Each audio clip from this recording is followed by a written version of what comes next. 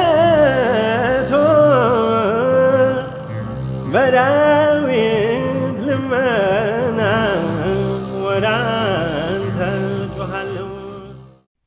ጤና ይስጥልኝ አድማጭ ተመልካቾቻችን፣ እንደምን ቆያችሁ? ሳምንቱ እንደምን አለፈ? ከሳምንት እስከ ሳምንት ከሮብ እስከ ሮብ እንግዲህ ደግመን ተገናኝተናል። በዛሬው ዝግጅታችን ከባለፉት ሳምንታት በቀጠለ በገናና ቅኝትና በገና በሚለው ርዕስ እንግዲህ እንወያያለን። ከዝግጅቱ ጋር አብሬ የምቆየው እኔ ሱራፌል ነኝ። እስከ ዝግጅታችን ፍጻሜ አብራችሁ እንደምትቆዩ ተስፋ አድርጋለሁ። ለዝግጅታችን መጀመሪያ አንድ ዝማሬ አድምጠን እስኪ እንመለስ። ይህ ዝማሬ የእመቤታችንን ስደት እንግዲህ ወቅቷ የሚታሰብበት ነውና በጣም አብዝቼ የምወደው ድንግል እመቤቴ የሚል ነው። እሱን እስኪ አድምጠን እንመልከት።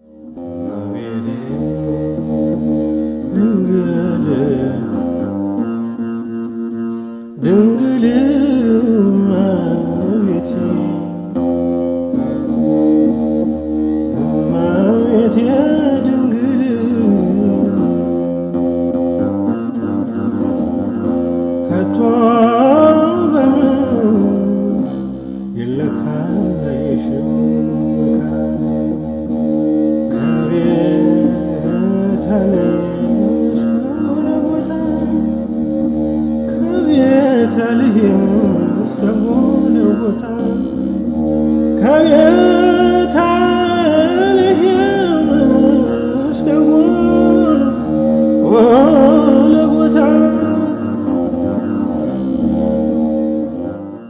እንግዲህ ከመዝሙሩ መልእክት እንዳገኛችሁ ተስፋ አድርጋለሁ።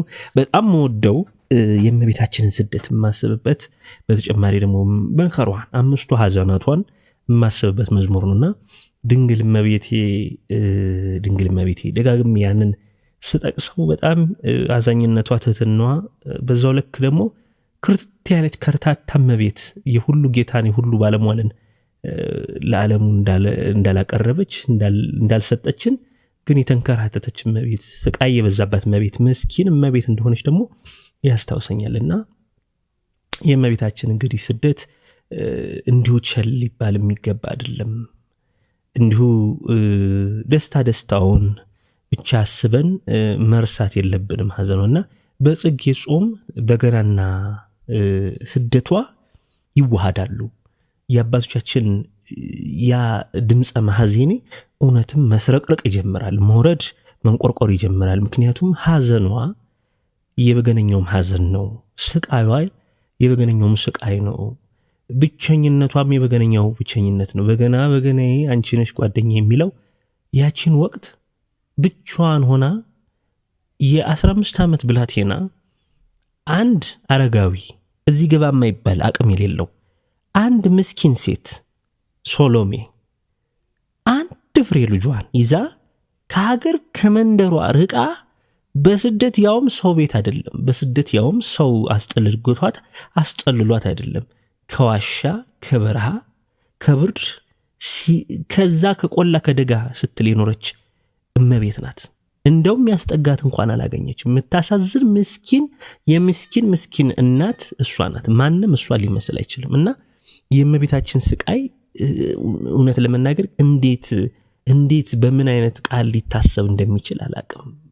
ትቢት ያላገኛት፣ ትቢት ማቃት፣ ብቸኝነቷን በምሬት ያልመለሰች፣ ሐዘኗን በምሬት ያልመለሰች እስከ ትትና መጨረሻ ድረስ ሂዳ ልጇን እስከ ሁሉም ማድረግ የሚችል እኮ ነው፣ ሁሉም እኮ መስራት የሚችል ነው። ግን ያንን ሁሉ ግን ስታቅ እኔ ርቦኛ አንተ አምላክ ሆነ ሳለ ሳትለው ያን ሁሉ ችላ ፈጸመችው ስደቷን። እና ምናልባት ይሄ ትንሽ አለማወቅ፣ አለማስተዋል፣ የዋህነት ሊሆን ይችላል። ግን በጽጌ ሰዎች ሲደሰቱ ስመለከት ሌሊት በመሐሌት አባቶች ከበሮን ይዘው በቃ ከልባቸው ሲያዜሙ ደስ ብሏቸው ጥርሳቸው ፈገግ እያለ ምን ሲሉ በጣም ነው ማዝነው። እውነት ለመናገር አልዋሽም። ይሄንን የእመቤቴ ስደት ነው እንጂ የሚታሰበኝ እኔ አበባ ራሱ መኖሩም አይታሰበኝም። ምክንያቱም የክርስቶስን ሕማም ስናስብ ከበሮ አናነሳም። የክርስቶስ ሕማማት እንዲያውም በስግደት ነው የሚታለፈው። የክርስቶስ ስቃይ መከራ እንዳለ 55ን ቀን አንድ ቀን እንደው አሁን የመጣ መጥፎ ባህል ከበሮ ገባና በላሸ እንጂ አባቶቻችን ከበሮ አያነሱም ነበር። ኢቭን በትላልቅ በዓላት እንኳን ካልሆነ በቅዱሳን በዓላት ወይንም ደግሞ እንዲሁ ታስቦ የሚታለፍ አንዳንድ በዓላት ላይ ከበሮ አያነሱም ነበረ።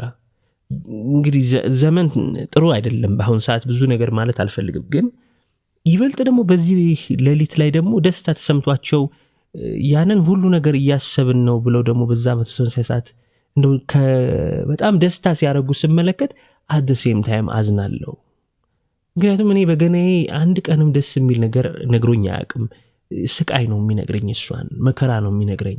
እንደው ፈገግ እንኳን አለች የሚባልበት ቦታ እንኳን አለመኖሩ በጣም ያሳዝናል። ሳቀች፣ ተጫወተች፣ እንደዚህ ያደረገች፣ እንደ ሰው ሆነላት፣ እንደ ሰው አንድ ቀንም ተብሎ ያየሁት የለምና በገና ደራሪዎች እባካችሁን የእመቤታችንን ስደት ማሰብ አለባችሁ። በሐዘን፣ በጭንቅ፣ በስብራት ከስዕለ አድህኗ እና ከመስቀል እስከ መስቀል ነው መመልከት እንጂ ያለብን ሁሌ ደስታን ማሰብ አያስፈልግም። ደስታማ ብዙ የለም የሚጠገብ እዚህ ምድር ላይ።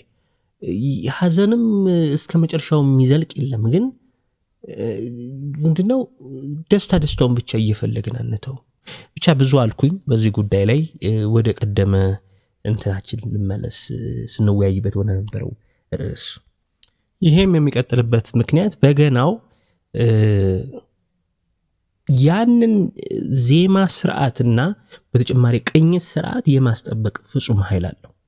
አንደኛ ነገር የአባቶቻችን ብርታት በእውነትም እንዲጠበቅ አድርጎታል። ሁለተኛ ደግሞ በገናው ራሱ ከእግዚአብሔር የተሰጠ ጸጋና የተላበሰው ያ ውስጣዊ ስነ መለኮታዊው ማለት ነው ማንነቱ ሁሌም በገናን እንዳይሸነፍ ለተራ ማንነት፣ እንዳይሸነፍ ለተራ ፍላጎት፣ እንዳይሸነፍ ለተራ ስሜቶች ያደርገዋል። እንግዲህ በገናችን ለብዙ ነገሮች ይጠቅማል።